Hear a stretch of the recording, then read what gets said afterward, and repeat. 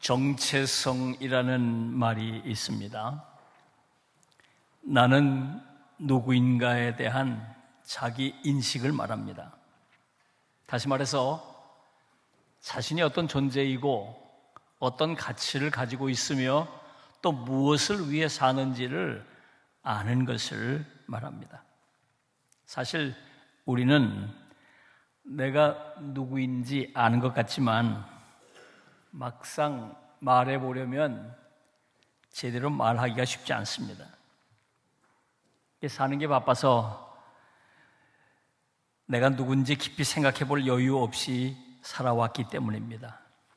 참 많은 사람들이 정체성을 모르고 또 알아도 그대로 살지 못합니다.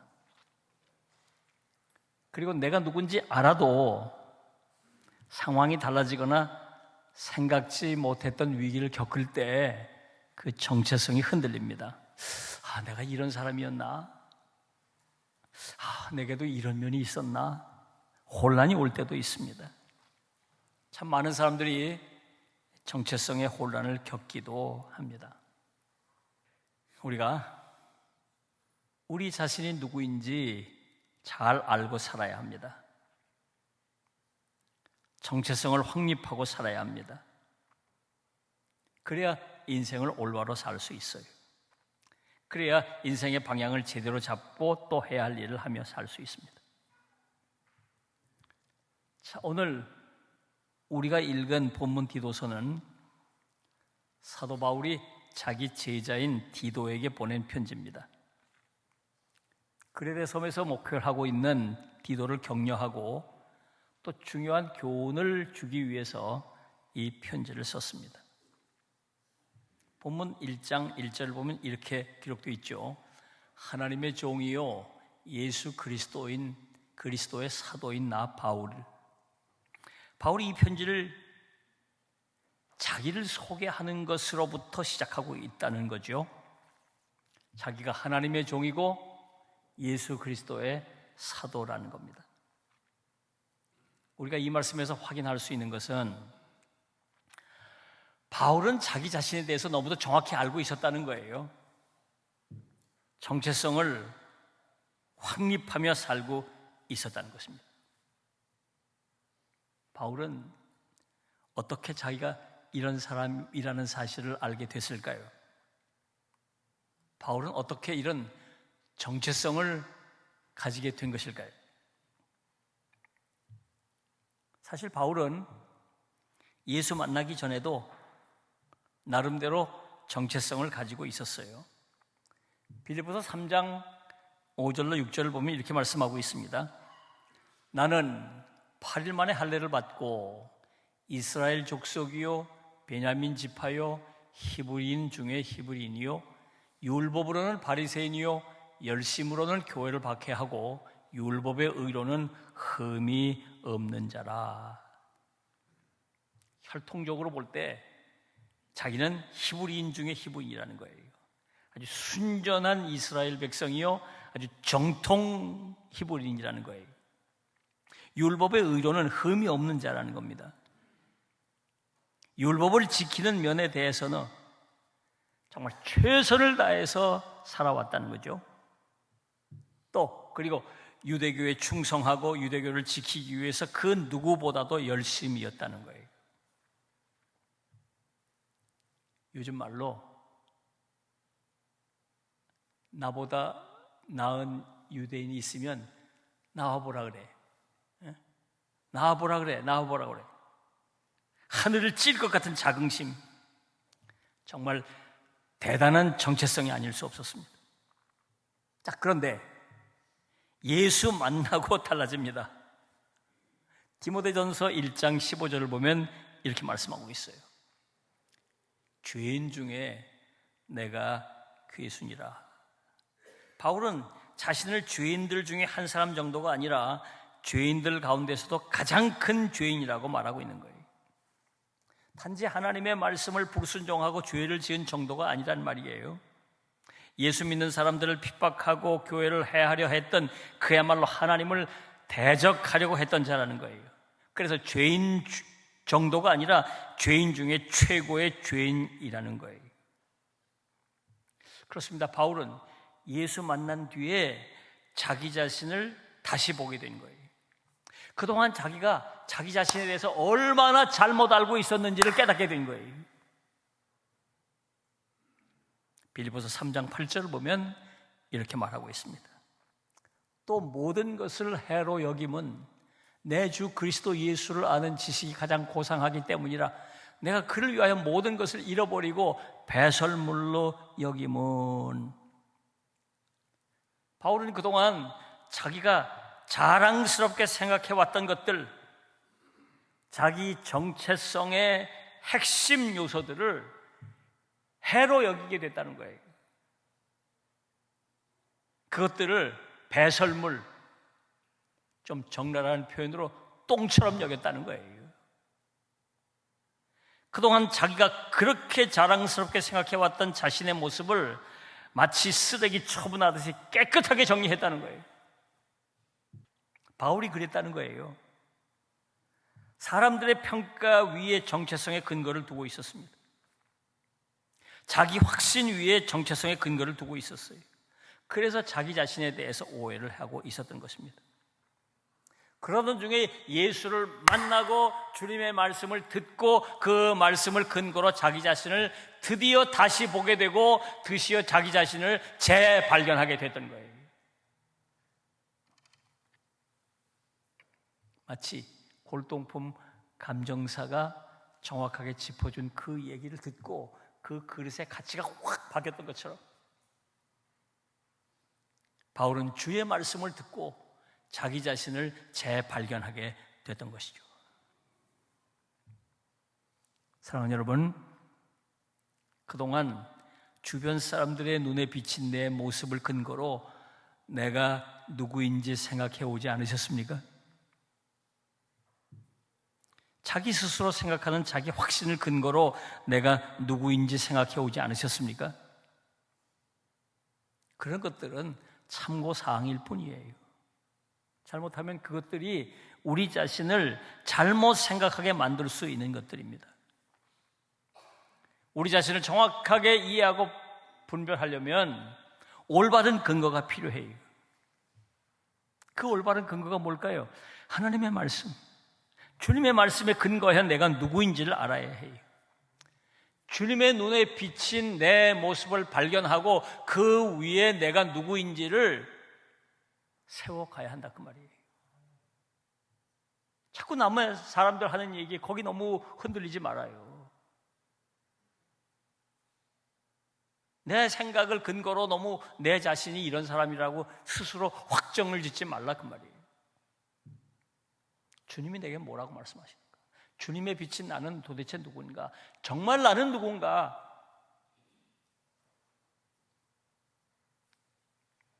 그러면 바울이 예수 만난 뒤에 새롭게 정립한 정체성이 무엇인지를 좀 살펴보죠.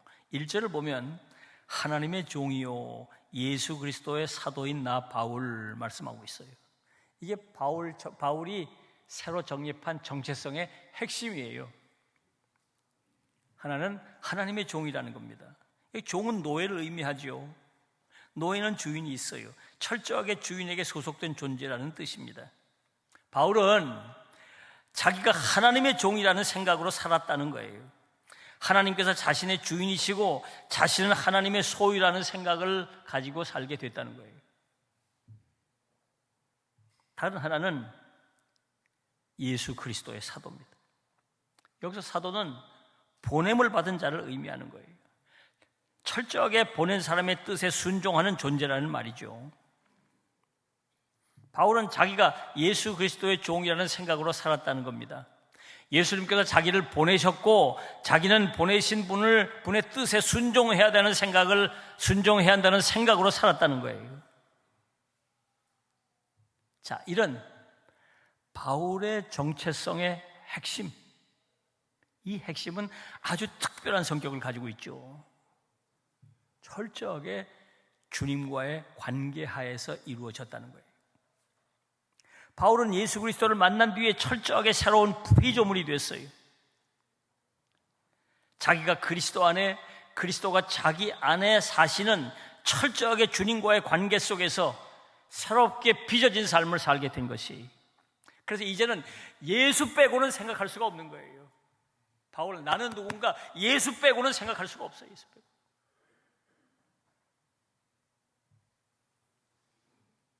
두 가지 정체성이 있다고 볼 수 있어요. 하나는 예수 안의 정체성이고 다른 하나는 예수 밖의 정체성이에요. 예수 안의 정체성은 바울처럼 예수 빼놓고는 생각할 수 없는 정체성이에요. 예수 밖의 정체성은 예수와 아무 관계없이 예수가 철저히 배제된 채 나는 누군가를 생각하고 설정해 놓은 정체성이에요. 근본적으로 다르죠. 정체성의 내용이 달라요.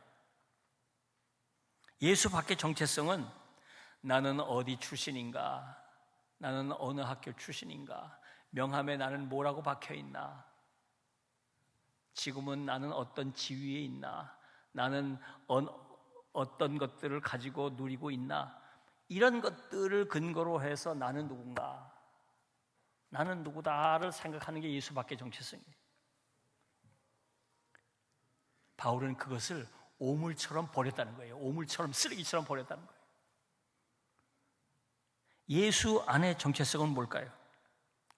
내가 얼마나 주님께 은혜를 받았나,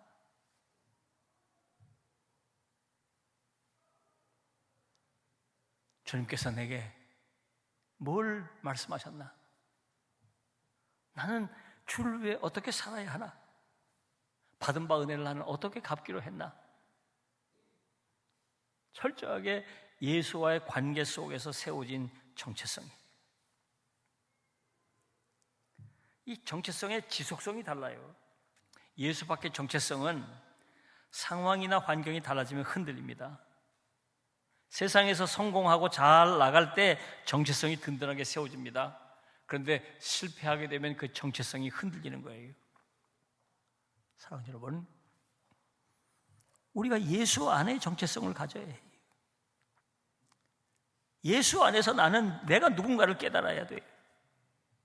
결코 예수를 빼놓고 내가 누군가를 생각하려고 하지 말라, 그 말이에요.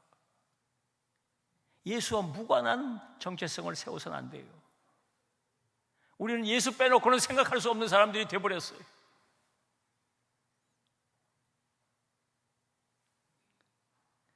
그러면 바울에게서 이런 정체성은 어떤 역할을 해왔는가를 한번 살펴보죠. 1장 1절을 보면 이렇게 말하고 있어요. 사도된 것은 하나님이 택하신 자들의 믿음과 경건함에 속한 진리의 지식과 영생의 소망을 위함이라. 자기가 사도가 된 것은 구체적인 목적이 있다는 거예요. 하나님께서 자기가 사도라는 것을 깨닫게 하셔서 사도로서의 사명을 감당하게 하셨다는 것입니다. 그 사명은 하나님께서 택하신 자들을 믿음의 사람으로 세우는 것입니다. 하나님께서 택하신 자들을 믿음의 사람으로 세우는 것인데, 우선 하나님께서 택하셨지만 아직 예수 믿지 않는 사람들에게 복음을 전해서 이들이 믿음을 갖게 하는 사명, 하나님께서 택하셔서 이미 믿는 사람들은 경건한 삶을 살도록 양육하고 이끌어주는 사명이에요.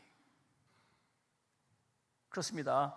정체성은 우리가 누군지를 깨닫고 살게 할 뿐만 아니라 무엇을 위해 살아야 하는지 삶의 목적, 사명자의 삶을 살게 해 준다는 것입니다.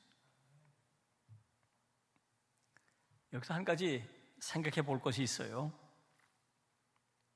본문 디도서를 보면 바울이 디도에게 보낸 편지예요. 디도는 자기가 애지중지 양육해서 세운 자기의 제자예요. 자기에 대해서 누구보다도 잘 아는 사람이에요. 그런데 그 사람에게 편지를 보내면서 제일 먼저 자기를 소개하는 것부터 쓰고 있다, 그 말이에요. 그거 안 써도 다 알아요. 근데 왜 그걸 먼저 그 얘기부터 쓰면서 시작을 했을까? 이 궁금증이. 자기를 잘 모르는 로마 교인들에게 보낸 편지에서 그렇게 쓴다는 건 이해할 수가 있는데, 자기의 정말 오랫동안 양육해서 키운 너무도 자기를 잘 아는 디모데나 이 디도에게 편지를 보내면서, 그것도 벽두의 시작부터 나 하나님의 종이요 예수 그리스도의 사도인 나 바울은 그거 다 잘 안다 그 말이에요. 다 알아. 근데 왜 그걸 또 그렇게 반복해서 썼을까?